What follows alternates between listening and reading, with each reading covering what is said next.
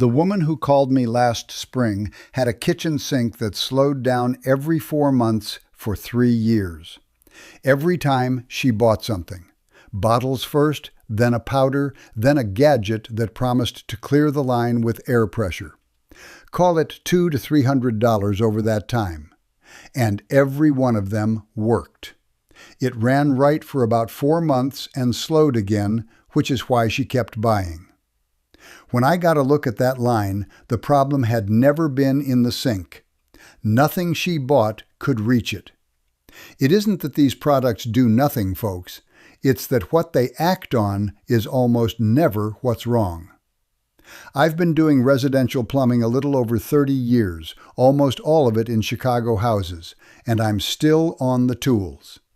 I can be short with these 7 because I've watched them come out from under the same sinks that whole time. The title says, "Warning," like somebody's been keeping this from you. Nobody has.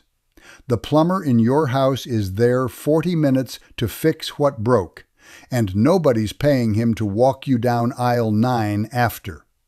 It's a conversation that never happens on the clock, so let's have it now. 7 products I won't buy, what each one actually does inside the pipe, and what to do instead. Number 6 is the one people argue with me about. I've had it argued with me in a customer's own basement, standing next to the reason. At the end, I'll tell you the 4 things that belong under that sink instead, for about what one of those bottles costs. Before the list, one thing, because everything else hangs off it. Here's what's actually happening with all 7.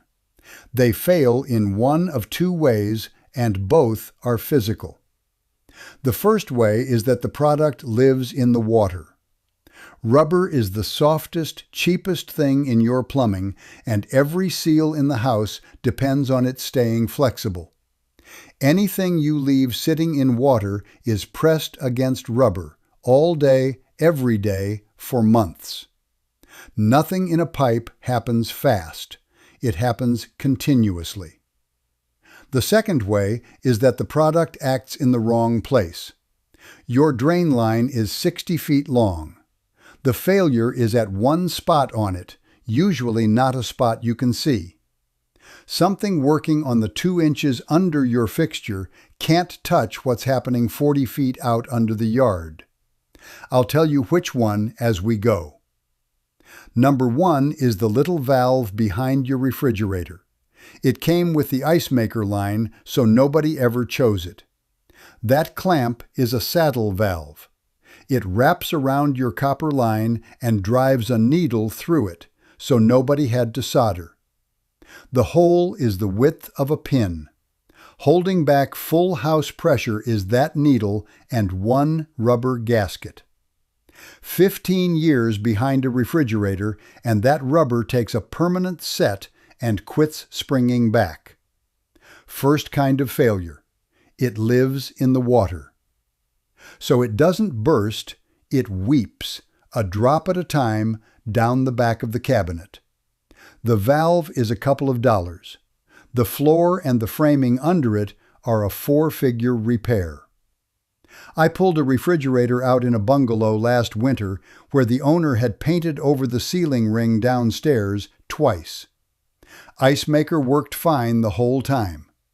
Have it replaced with a proper T and a real shut-off valve.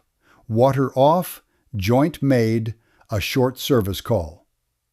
Tonight, pull the fridge out and look at the copper right at the valve. Green-white crust means it's been weeping already. Number 2 is the tablet you drop in the toilet tank. The bowl does look cleaner, and that's true. Here's what it costs you. The tablet dissolves chlorine into the tank water and then sits there.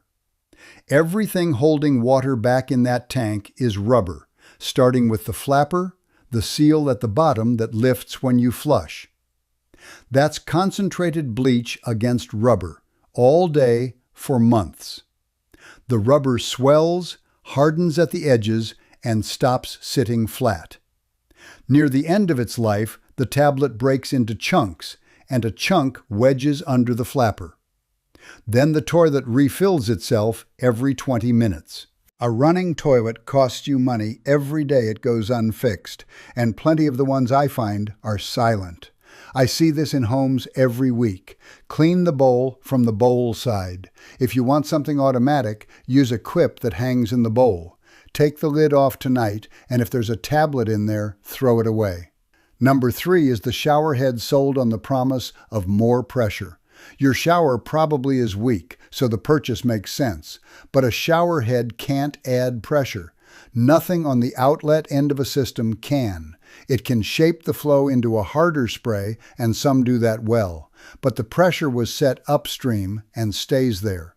Second kind of failure, acting in the wrong place.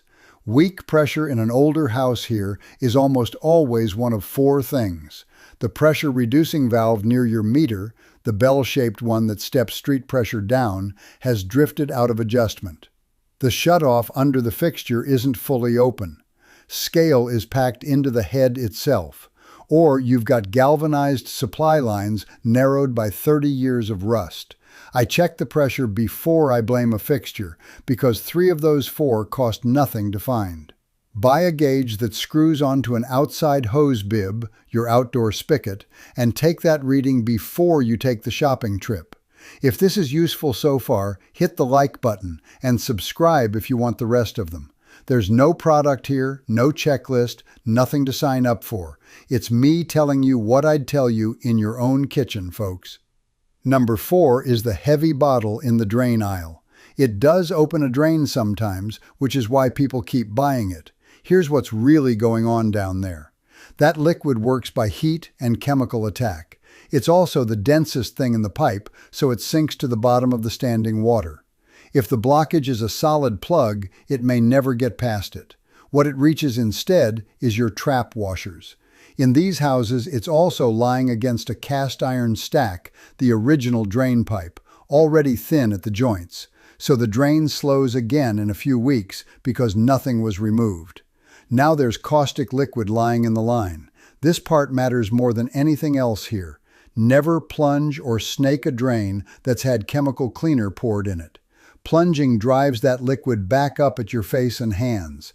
Never pour a second product on top of the first, and never mix products in a drain because you don't know what you're making.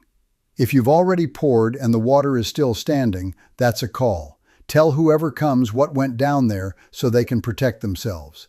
For a slow drain, use hot water and a hand auger, a small drum with a cable you crank.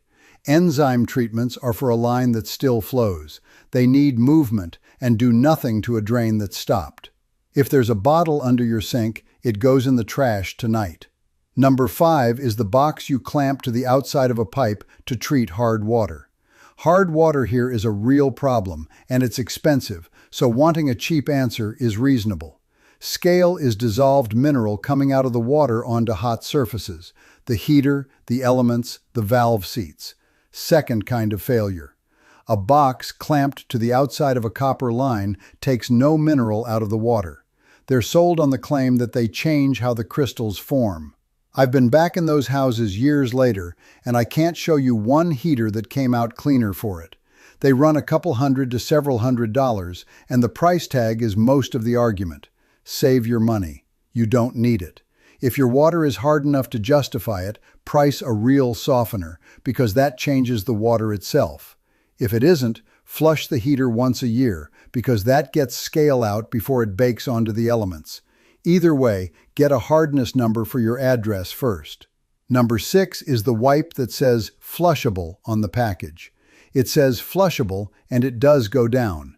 But flushing isn't the test. Toilet paper is built to lose its strength in seconds in moving water.